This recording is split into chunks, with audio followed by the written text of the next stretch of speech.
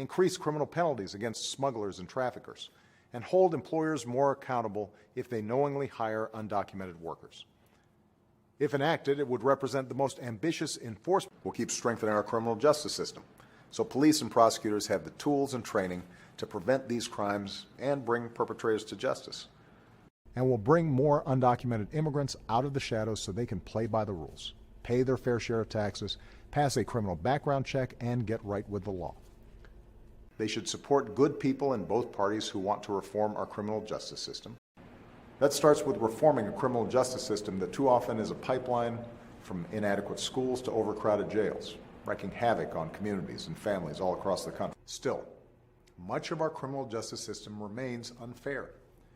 I believe we can address the disparities in the application of criminal justice, from arrest rates to sentencing to incarceration. And it's because we have criminal justice policies, including unfair sentencing laws, that need to be reformed. Those killed and wounded were protecting the safety of those who were peacefully protesting against racial injustice in the criminal justice system.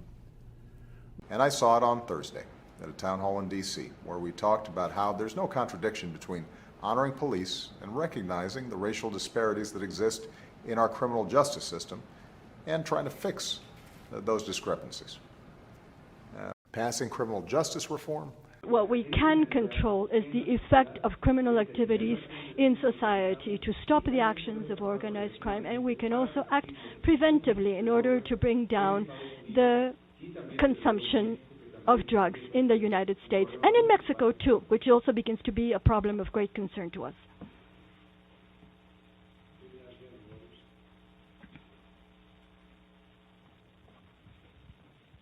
First, whenever feasible, we will try those who have violated American criminal laws in federal courts, courts provided for by the United States Constitution.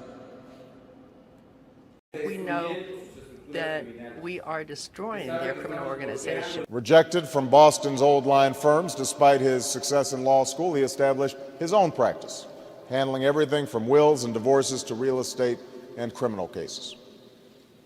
And my administration fully appreciates the complexity and challenges you face when it comes to the criminal justice system on tribal lands. So we have a criminal investigation that is ongoing and charges that no doubt will be brought against the perpetrator of this heinous crime.